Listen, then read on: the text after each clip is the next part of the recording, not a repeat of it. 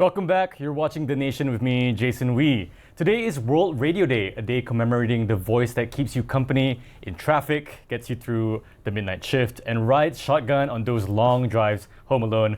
I've certainly been there.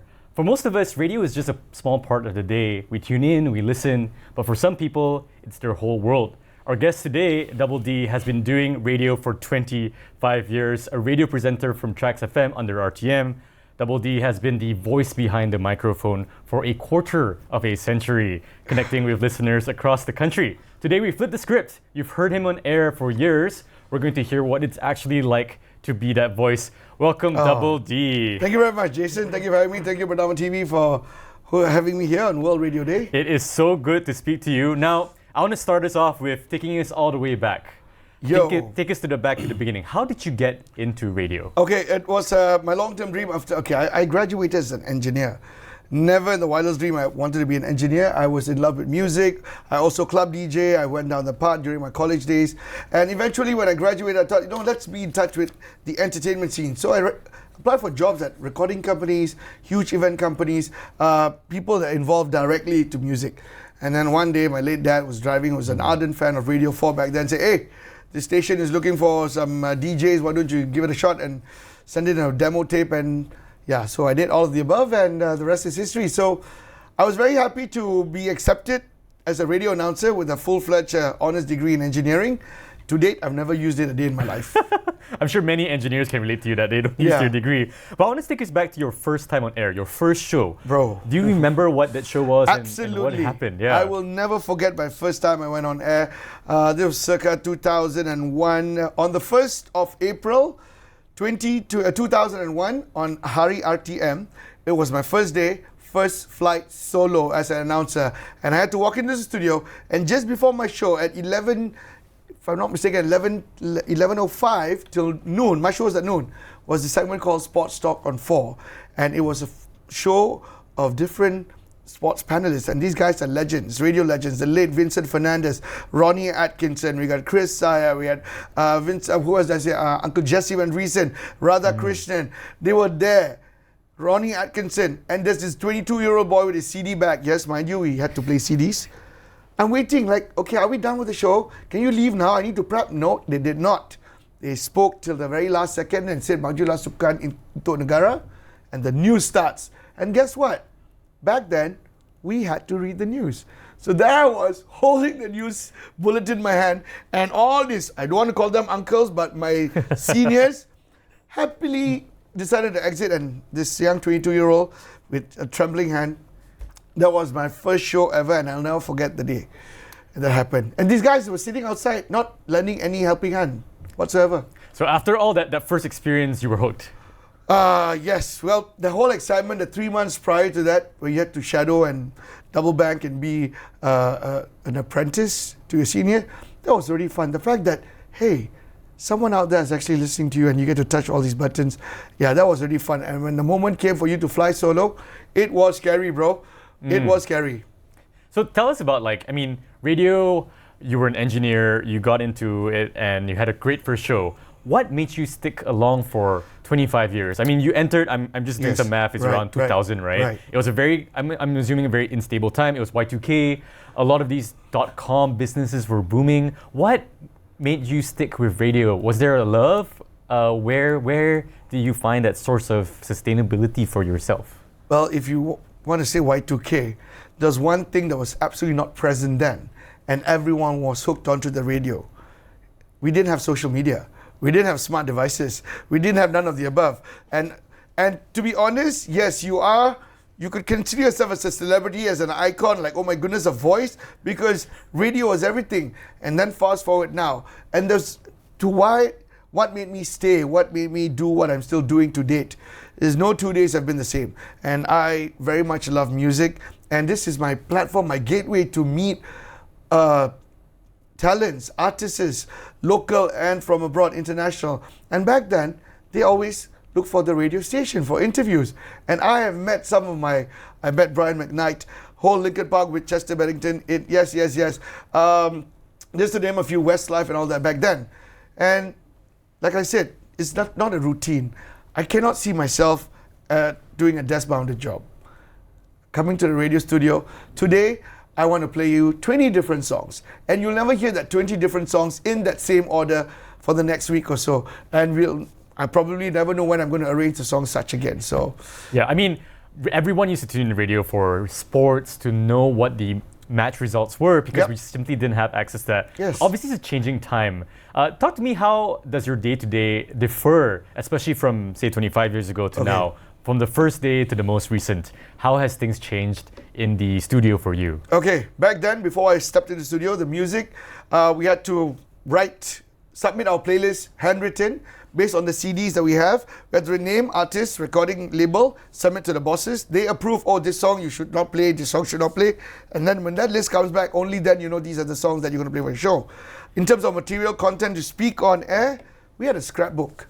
Newspaper articles, magazine articles. We cut all these things up, stick it on a piece of paper, and bring it in. I used to have a colleague of mine who's no longer with Traxx FM. He's now with you guys. He would lose the paper. He'll come with intention, like wanting to present this. Time to go on air, the paper will no longer be in his hand. But today, all you got to do is just look at your smartphones or in your mailbox. It's already there. You can prep anytime. And to bring on the news headlines, whatever it's in print, it's not fresh off the press anymore. Fair. Yeah. So, that's the only thing. It's easier now compared to back then. Right. And I mean, throughout that time, you not only are playing music, you're not only talking to people, but sometimes people also call you, right? And you have that two-way interaction. Yes. I want to zoom in a moment because I know sometimes you're just really in a box, right, in the studio. There's a mic in front of you, and sometimes you can get a bit lonely. Yes. But in reality, there actually are people talking to you in return. Yes. Can you remember are there any moments of engagement with listeners? I've got so many moments, man. These are moments that make you feel like, okay, I'm not talking to four walls. There's someone actually on the other end tuned into us like, yes. Most memorable one for me, when we got a call, it was during the Westlife concert. And a parent called like, hey, listen, my daughter is terminally ill and we can't get tickets. And what we did was like, yo, let's make this person's dream come true. And we tried, post on Facebook, all the connections we had, and we managed to get the girl to meet Westlife in person. She was in tears, and I don't know what, I think after a few months or so, she was no longer with us. So things like that. And people having a bad day, people working in factories, students. If I used to host a show called Daybreak, it was 3 a.m. to 6 a.m. Yes, radio was 24 hours back then, with announcers present in the studio. Yeah, this time you get some really weird calls. Please, pre-tell. I cannot do this beyond national TV, and I might lose my job on World Radio Day. But yeah, those are calls. Sometimes you ever wonder, like, if you're feeling lonely, who do you call, right? Not the Ghostbusters, but sometimes you may receive a call from a ghost. How would you react? A call comes into a station, you patch it through, you're having a chat with someone who don't exist. I'm very glad we're not in the studio from 3 to 6 a.m. in the morning. Absolutely. That would be terrifying nowadays. But yes, being a person's friend is great. People even called us saying, like, listen, I'm having a bad day. I just wanted someone to talk to. So that's when you hear an announcer back then playing like 5-6 songs back to back, and we actually on the phone talking to the person. And you're Double D. And obviously you have a real name. I want to ask a bit about the personality and authenticity that you developed around your role. I mean, even as we're speaking now, we tend to put on a facade sometimes. You want to get to the point. What is Double D? Where did it come from? No. Okay, don't worry. I'll spill a little bit, okay? I want to ask about how you've evolved as a radio presenter as well. Okay. Especially maturing on the job, engaging with listeners, and as well as presenting the news. Because sometimes you're talking about really major events that's happening in the country. True. And they're quite heavy. And then there are lighter comedic moments. How have you grown over the years and reflected on that? Okay, to be honest, my bosses at work think like, Didi ni selalu playful and always smiling, and yes, I understand.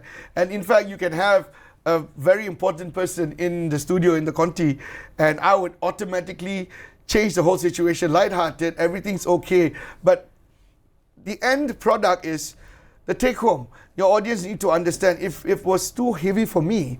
So what the skill I developed is, yes, when it comes to pressing matters like death or something really serious, there's no room for you to play around, toy around. But otherwise, any pressing matter, no matter how important, how sensitive it may be, there is a way for you to get around it so that whatever message you want to get across to your audience can be done lighthearted, because if it's too serious, for me, I will tune off. It's going to be dry, it's going to be stale. So that's why you got me here today. So I'm trying my level best not to be serious, but you are so serious. Yeah. So will you ever explain why you're Double D? I will. Today, it was a name given to me by the late Gary Ratnam, aka Scamboy. I joined radio with my real name. It's Vimal. Okay, my full name is Vimalanathan Gnanasegaran. I'm proud of that name. It's even on my Facebook. It's Vimal Gnanasegaran. Nothing to hide. And then I, as a freshie, a newbie, joined radio doing the AM shift. And then along comes this guy, Gary. He says like, my partner's going on break. Can I get this guy to fill in for a week? In that 1 week, my whole life changed. The first few days was Vimal, and then there was a story about something obscene. And then she made a reference to something which had a name. And he said, why don't you call yourself this on air? I said, no, I'm not going to do this.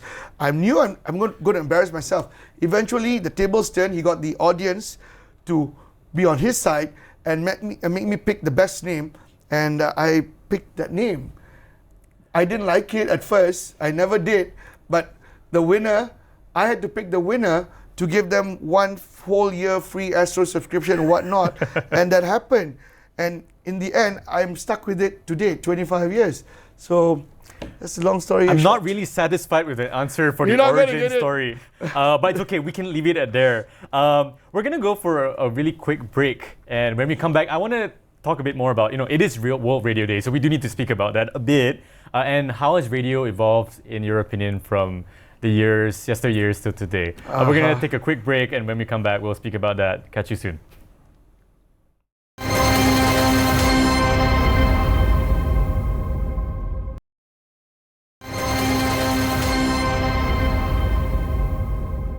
Welcome back. You're watching The Nation. I'm Jason Wee, and we are here in the studio with Double D, aka Vimal. We're celebrating World Radio Day. It's the other way around now. You know what? You're right.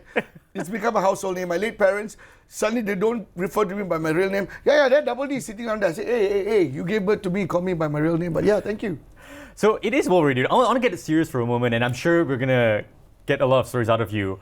Radio, there is an evolution of it, right? That used to be a primary source. Now people are opening their phones. Some radio stations have opened podcasts where people can go to streaming platforms to listen to music and get more information there. Where do you think the future of radio is going to be? I mean, you've been at the job for 25 years. I'm sure you've seen changes come into your studio. Absolutely. Where do you think the next 5 to 10 years is going to take us for radio? I mean, Jason, look at this year's Radio Day theme. It's all about AI, right? And in fact, we at RTM as well, since Dato' Suhaimi Sulaiman, our KP, who's on his way out, just announced he's leaving.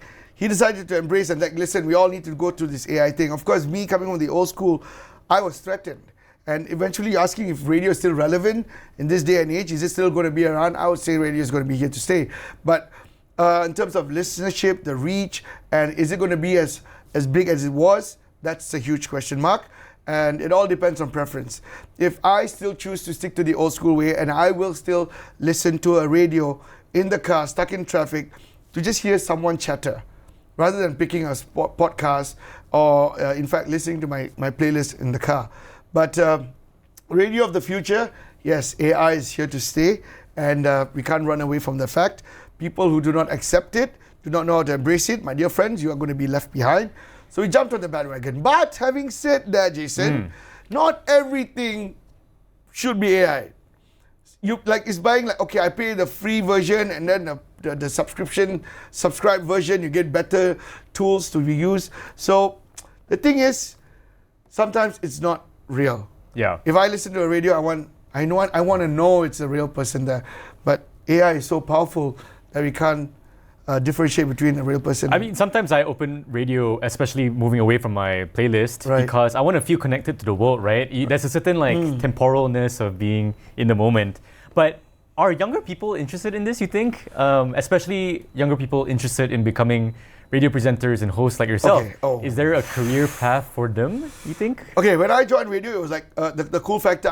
I can really say the cool factor is cool factor because there was no other medium for us to check out and in fact reach out. Radio was there, TV was there. Now with social media, you don't even need to be a radio announcer to be a superstar. All you got to do is do something silly, and boom, you go viral.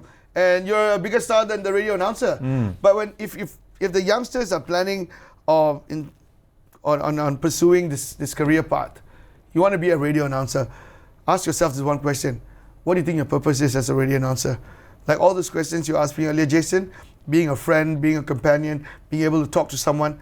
Yeah, if that's your goal and that's what you're there for, then good. If you're all there for the hype and you just want to be under the spotlight, get all the glam and like, yo, then my dear friend, this is not for you. I mean, speaking of spotlights and the glam and the failure picture, right? There is always a contrast to it. The moments people don't like to remember sometimes. Yes. Have you had any regrets when you've been on air, especially moments where you wish you could do a double take? Not playing your name Double D, but really like moments where you wish you could have gone back and done something differently, or things in your career that you wish you had focused more on? Well, a cliche answer would be, yes, I wish I could go back and fix certain things, but then if I had gone back and fixed it, I would not have learned from those mistakes and be where I'm at.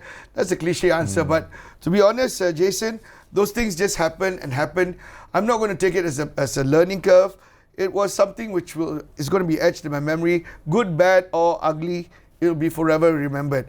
Especially any incident throughout the years that I've been on radio, I can relate to where was I during this incident. Was I on air? Was I about to go on air? Like for instance, when 9/11 happened, I was on air. Yeah. When the tsunami happened, we're like, yo, wait a minute. We just got this news that some earthquakes going on, something. So we were not sure. We were live on air, not knowing the magnitude of what was about to take place.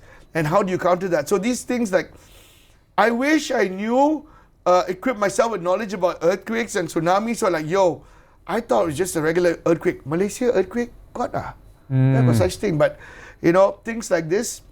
Yeah, so I will let that be those part of my core memories, and I will take it to the grave with me. I mean, really speaking on these like international and national incidents, right?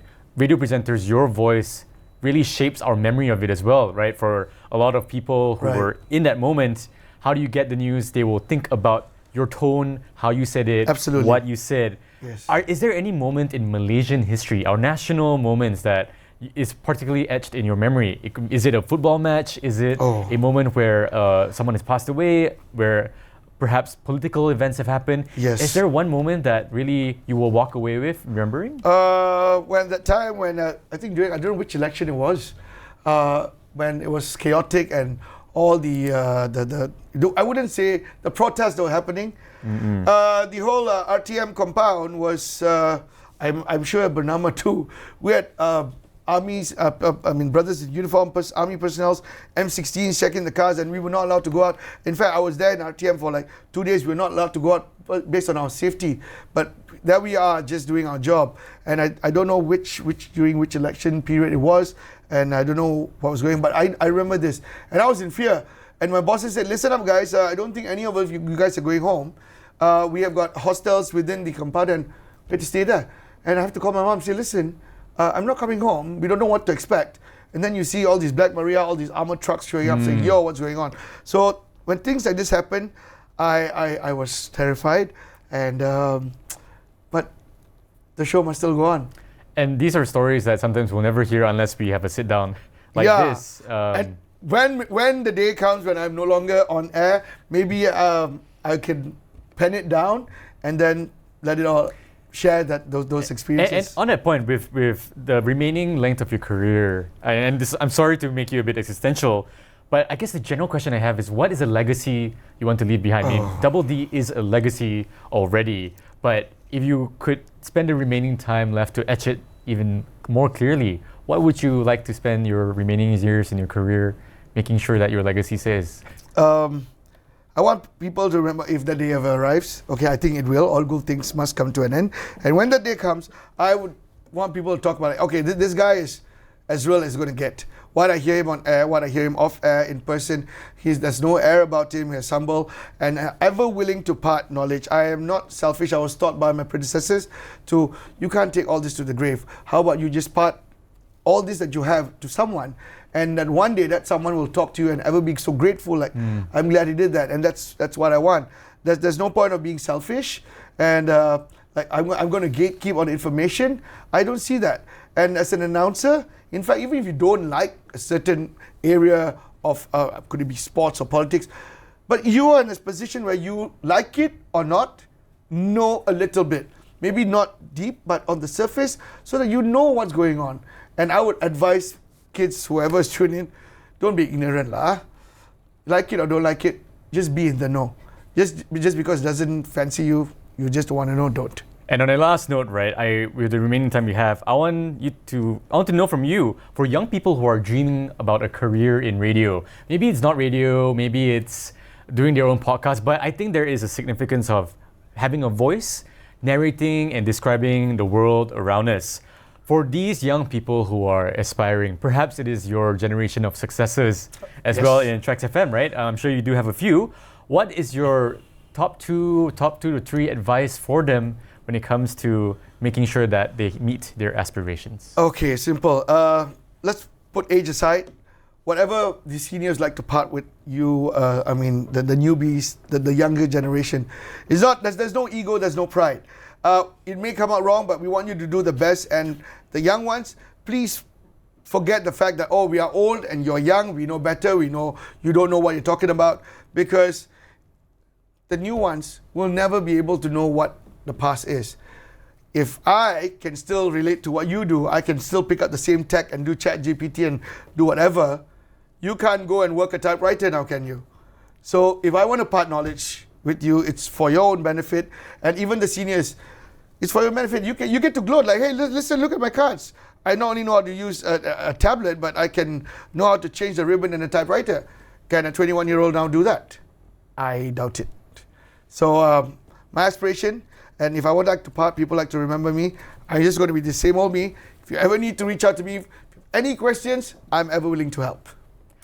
And that is the time we have. Thank you so much, Double D, Thank you, Jason, for being with us. You know, radio is always one of the things that we take for granted until we really think about it. Someone's always there, early morning, late night, weekends, holiday, just showing up to keep us company. To everyone out there doing that work, thank you for being the voice on the other end.